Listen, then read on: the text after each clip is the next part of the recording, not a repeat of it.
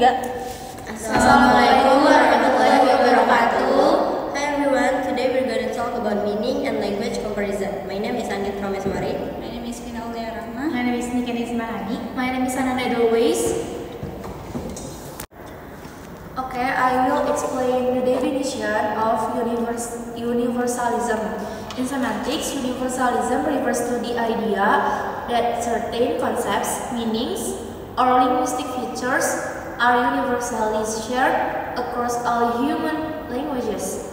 This suggests that there are commonalities in how different languages represent ideas and categories, despite their apparent diversity. And the next one is function of universalism. The function is as a framework to understand and analyze linguistic phenomena that are common across languages. It helps linguistics identify innate aspects of human cognition and language that transcend cultural and linguistic boundaries. This concept is often contrasted with relativism, which emphasizes the unique, culturally specific aspects of languages. Next example of universalism.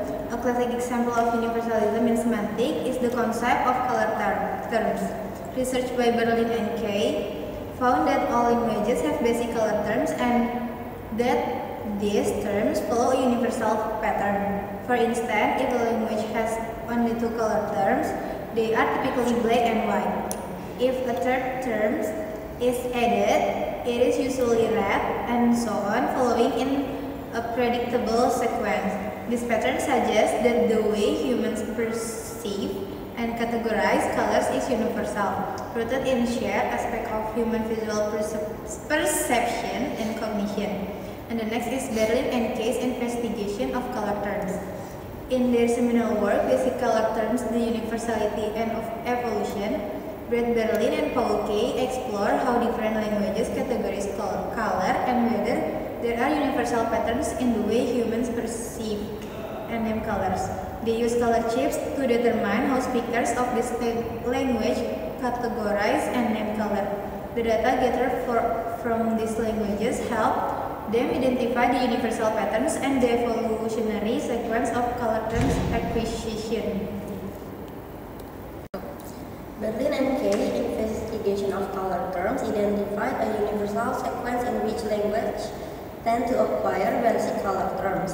The sequence they propose is as follows. Stage 1 is black and white, stage 2 is red, stage 3 is green or yellow, stage 4 green and yellow too, stage 5 is blue, stage 6 is brown, stage 8 is purple, pink, orange, and gray.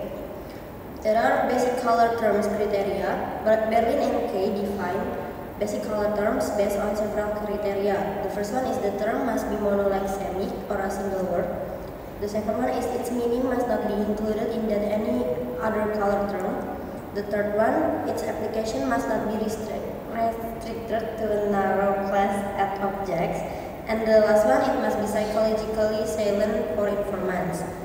The example of color terms is Dani from New Guinea. The Dani people of New Guinea have only two basic color terms. The first one is Mili. This term covers dark and cool colors, including black, green, and blue. And the second one is Mola. This term includes light and warm colors such as white, red, and yellow.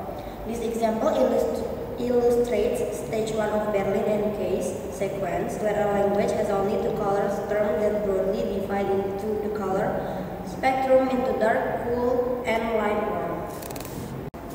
And the last is consequence. Consequence refers to the implication or result that follow from a particular action, event, or set of findings. However, in this context, it refers to the implication of the research finding on color terms for the structuralist view of language and the debate between relative and universalism in linguistics. Or in other words, the set of the interpretations that make all members of truth is a subset of the set of the interpretations that make. For example, like we can see animals, but we do not have specialized dog cell and cat cells. Animals concepts like the meaning of the English word pig are not based on such data alone, such as the visual appearance, although visual shape is probably part of the concept. That's all from our group. Thank you. Wassalamualaikum warahmatullahi wabarakatuh.